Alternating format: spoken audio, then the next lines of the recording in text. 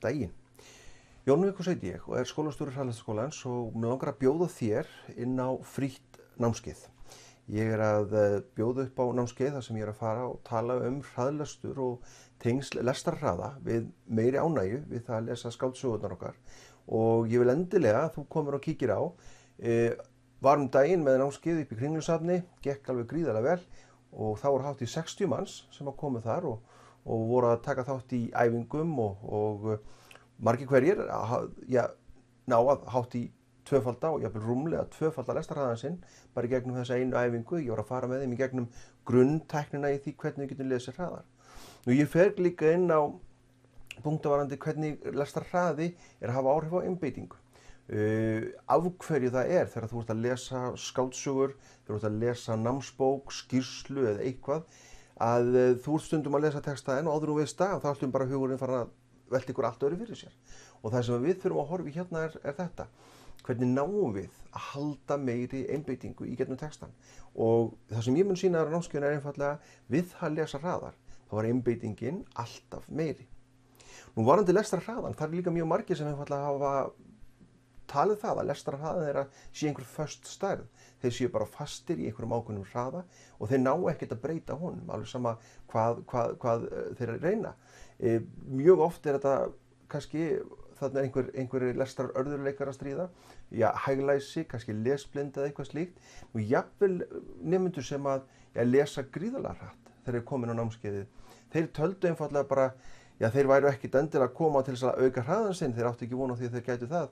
Þeir voru aðalega að koma til þess að horfa í glósutæknina og námstæknina og það sem ég var að kenna í tengslu við svona lestur í flóknari texta. En það kemur alltaf öllum óvart hve mikið þeir ná að auka hraðan sinn, vegna þess að við náum öll, og ég útskýra á námskeiðinu, við höfum öll burði til þess að lesa hraðar heldur en við gerum í dag. Og ég spyr einfaldlega á móti, af hverju ósköpunum ættu að velja það að lesa hægar. Það sem ég kenni einfaldlega að gefa þér meiri sveigjanleika í hraðin, þannig að þú hafi burði til þess að lesa texta sem kannski ekkert voðalega spennandi. Þú náir auðveldlega að keyra mjög hratt í gegnum hann. Þegar þú ert síðan að fara að lesa kannski texta það sem reynir aðeins meira á, námsbækur, skýrslur, að þar hafi verið burði til þess að fara mjög hratt en samt að grípa þau aðalatriði sem að skipta máli. En síðan líka ég bara að benda þér á, við getum alltaf lestrarvenjan, lestrarfærnin sem við búum yfir í dag. Þetta færni sem við eins og í öllu öðru getum auðveldlega aukið og bætt færnina með þjálfun og æfingu. Við getum öll lært að hlaupa hraðar. Við getum auðveldlega í tónlistarnámi bætt okkar færni þar. Við getum öll lært að reikna hraðar. Spurningin einfaldlega þessi, galdurinn á baku góðan árangur í íþróttum, í tónlistarnámi, í hverju sem þjálfun og æfing. Og ég bara bendi þér á þessu fría námskeiði hvaða leiðir við erum að bjóða upp á, hvernig þú getur tekið grunntæknina sem ég að kenna þér á námskeiðinu og þannig bætt hægt og bítandi þinn lestarhraða og náð ennþá meiri færni.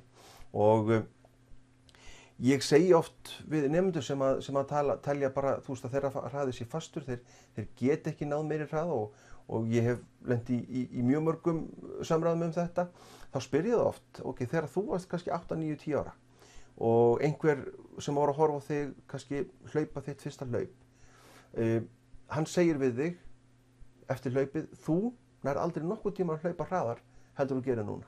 Þetta mesti hlauparhraði sem að þú munt nokkuð tíman ná að halda. Hefðirðu trúað á hann?